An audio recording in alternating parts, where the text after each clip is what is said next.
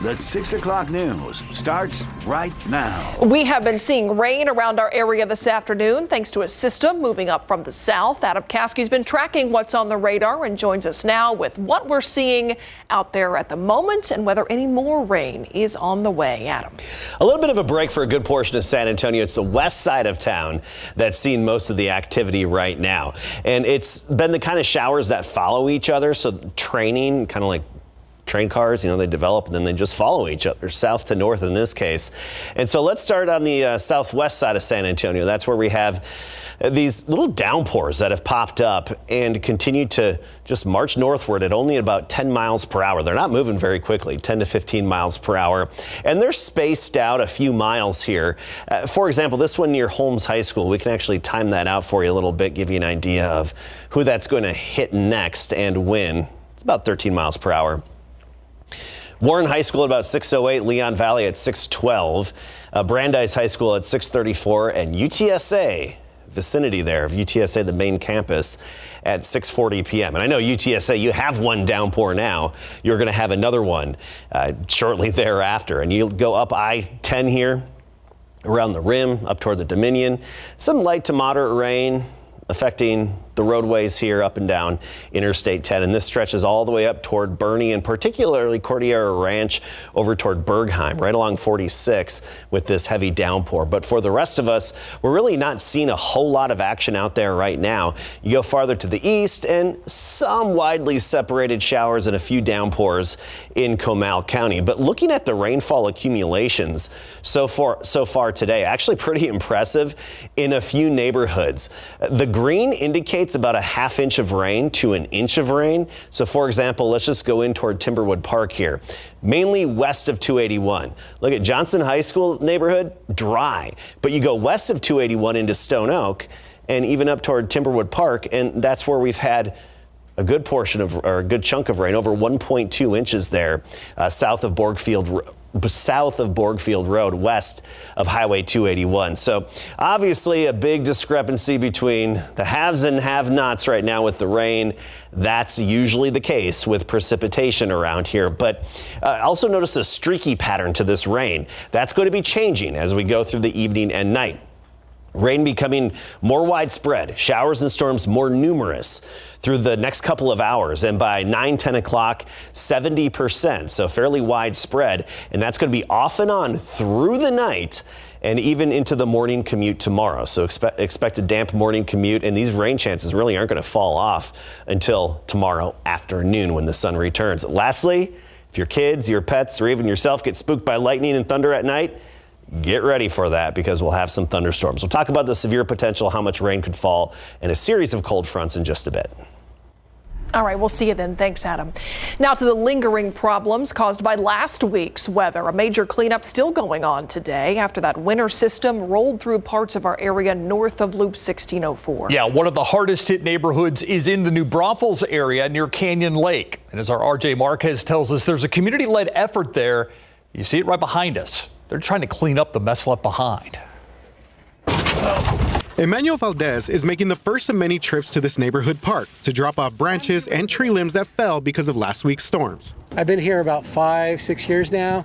This is the worst I've ever seen it as far as the damage. Valdez lives in the Vintage Oaks subdivision off Highway 46 just south of Canyon Lake. He says last week the entire neighborhood was covered with ice. You could just come out here and listen, and you'll hear branches just crunching and crashing, and so it's been pretty crazy the last week or so.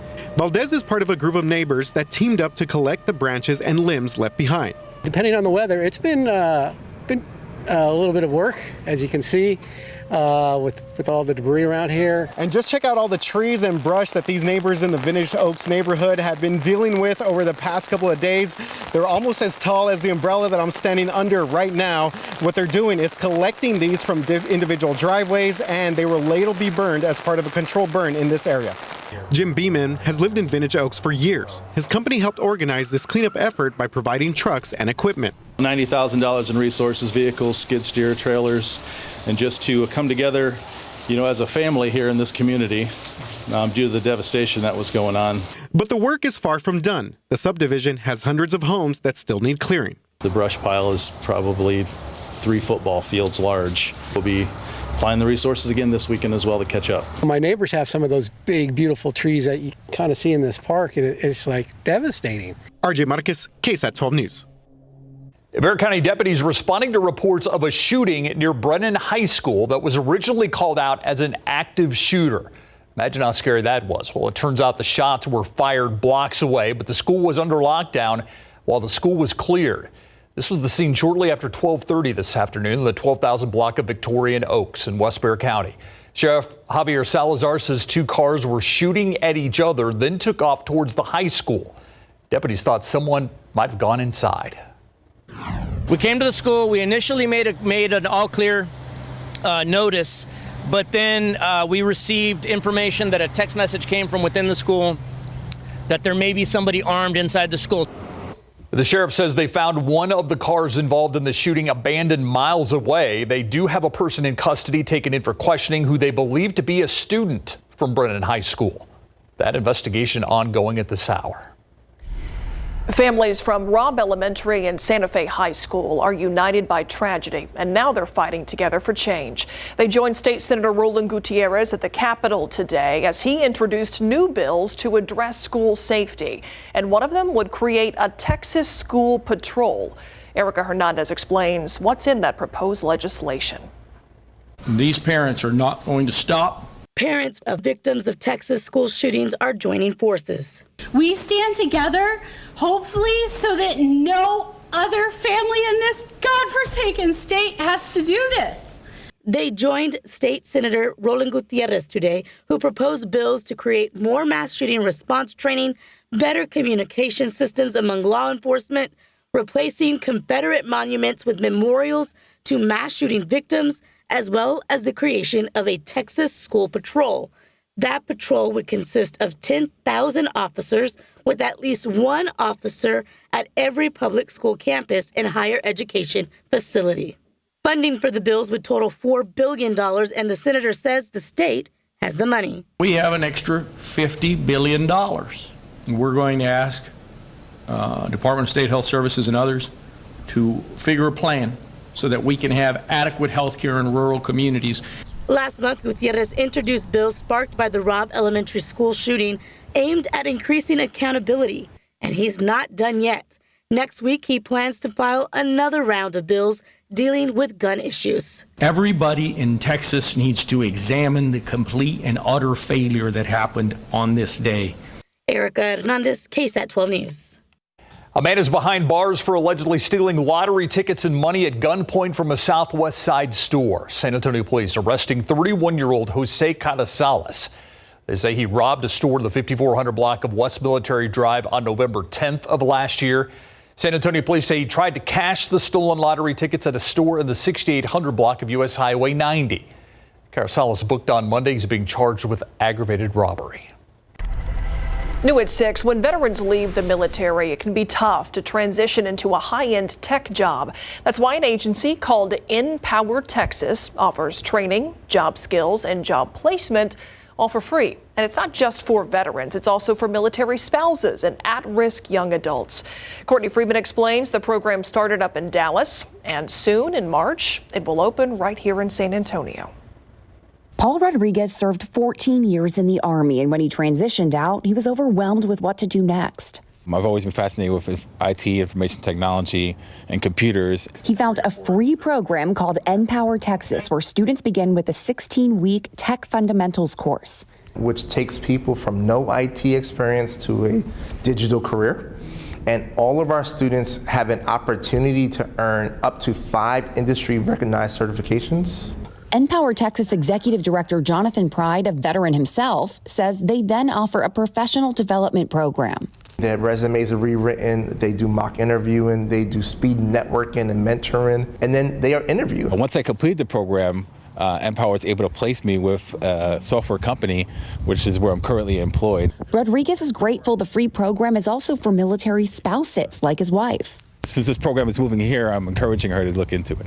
Rodriguez went through the program in Dallas and got his tech job in San Antonio, where USAA has just granted the company money to expand to Military City, USA. With that expansion comes the addition of non-military students, specifically young adults 18 to 26 from underserved communities. When people are making, $16,000, $17,000 a year, and that's public assistance, and coming out of our program, they're making $60,000. As an emerging tech hub, a military city, and a growing community, San Antonio is the perfect place for them to launch March 26th. Courtney Friedman, KSAT 12 News. Now, classes are filling fast, so if you'd like to register for the upcoming classes or to see if you qualify, head to npower.org. That's the letter N and power, then spelled out. Let's check out traffic right now. Let's go to I-37 in Hackberry, and that's actually the exit ramps that you see right there up ahead to I-10 from I-37. There's an accident, and they've got that blocked off right there, so they divert people around. Looks like you can still get on the exit ramps there, but it's certainly slowing down traffic in the area. Owned by a fraternal order on the west side, a special events venue known for its outdoor lucha libre matches could be getting a historical marker. The building used to be the Keyhole Club, the city's first integrated nightclub. The headliners, the most famous names in jazz and rhythm and blues. The club was originally on the east side in the mid-40s before closing in the 60s on the west side. Our Jesse Delgado, though, tells us about the building and the renewed interest in its colorful history. No doubt screening her short film for the first time about the legendary Keyhole Club was exciting. Growing up, I never heard of African American stories on the West Side. But to actually be where it once was? I'm inside the Keyhole Club. I'm inside my history. It's amazing. Yeah, it's gorgeous. When I walked in, I got goosebumps. Oscar Casiano says she's not the only one. They start going, where they get chills just walking in here. When he says visitors realize this is the place their parents had told them about, where D.L. Grant's parents and many others had come to enjoy the biggest names in jazz, like Nat King Cole and Duke Ellington, on what was then called the Chitlin Circuit. The owners even welcoming whites and Latinos was upheld by the Texas Supreme Court when the city tried to shut it down in the early 50s. They did not want people mixing together. No.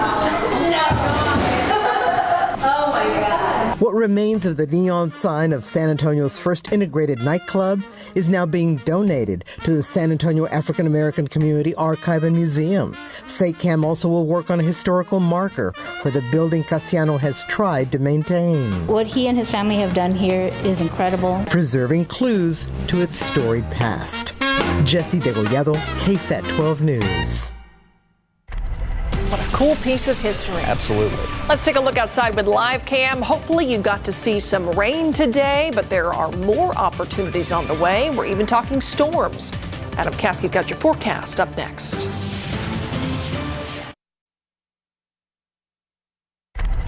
And I came and I told him that I was paying my light bill. And I gave her $200 and the lady said, no, they're fake. I go, well, this is what the young girl gave me.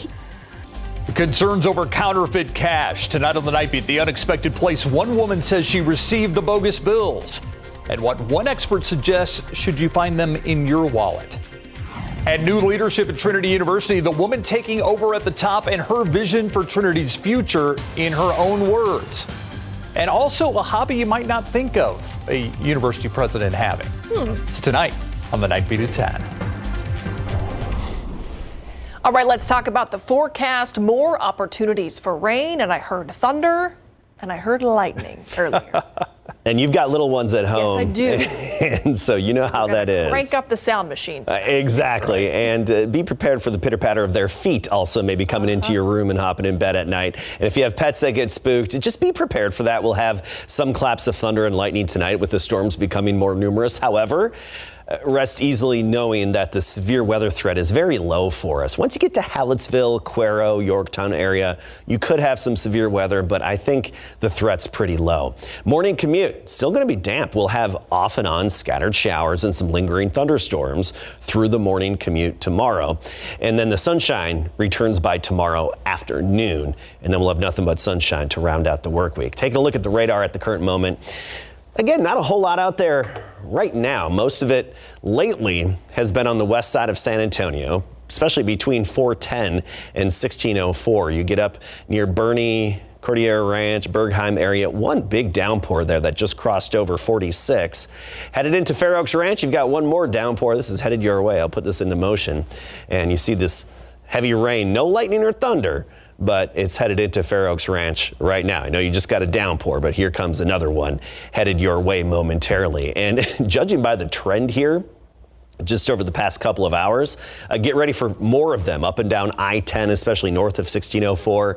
And then on the west side of San Antonio, we still have those downpours that are developing around Leon Valley. Even Comal County seen a little bit of activity. Now it's basically straddling Canyon Lake, just all around Canyon Lake, and that's heading northward. Not much else out there at the moment to speak of, and no lightning right now. The lightning is turned on, and our lightning counter shown there, goose egg. So no lightning at the moment, but that's going to be changing. Let's take a look at our futurecast. And the biggest takeaway here isn't the exact placement of where the blobs are and when. It's just the mere fact that it's also in line with showing more numerous showers and thunderstorms developing through the night and even on into tomorrow morning. Just coming and going, scattered to widespread showers and thunderstorms with some embedded downpours, giving some of the luckiest locations another inch or more of rain. So locally heavy rain at times. By noon tomorrow, it's pretty much out of here. And then into the afternoon by 2-3 o'clock, we'll actually see sunshine. So here's another look at the additional rainfall potential. This is just a computer model, so it's just one of those generalized representations. And so, you look at, say, Bulverde, 0.79. Don't expect exactly 0.79. It's going to vary significantly, even just in Comal County, but it just shows you the potential of over an inch in some spots developing through the night and into tomorrow. All right, let's talk temperatures. A few cold fronts coming our way. 3 of them, actually. The first of which hits us tonight. 70 degrees right now, dew point is 65, still humid. But check out Kerrville, 57, Los Maples, 55. That's where the cold front has already moved through. It's almost here into San Antonio and surrounding communities. It's moving in. Junction 49, Rock Springs 48. That cooler air is headed our way. So tomorrow we'll start the day right near 50 degrees. And then by the afternoon, even with some sunshine, only 60 and a bit breezy, a northwest wind at 10 to 20 miles per hour. 57 in Bernie tomorrow and Canyon Lake, 62 Nixon, 64 in Pleasanton. Look at the high temperature trend with a few more cold fronts. We jump up to 72 on Thursday, only to fall again to 58 for the high temperature in the afternoon on Friday.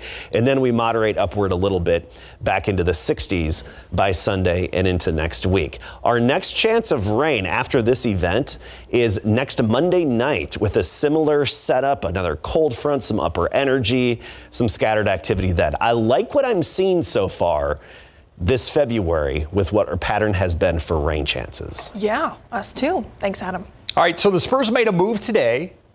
Are more moves in the offing, Larry? Well, it's being rumored that Jakob Poeltl is probably the favorite Spur to get traded because he's really having a great season. He can certainly help out a contending team. Coming up, Keldon Johnson, who's now a 4-year vet, talks about those trade rumors. And it was signing day at Davenport High School and Johnson High School coming up.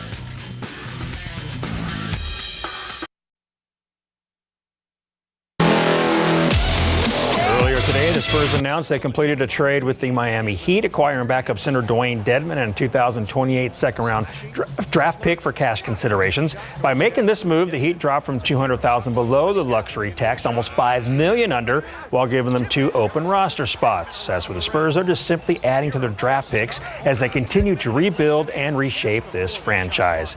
Now, the Spurs tipped off the rodeo road trip last night in Chicago, and they lost to the Bulls 128-104.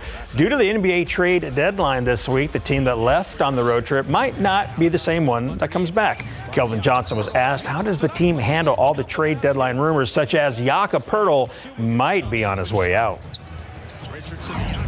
The locker room is great. I mean, we still goofy, still playing around. I mean, you know what I mean?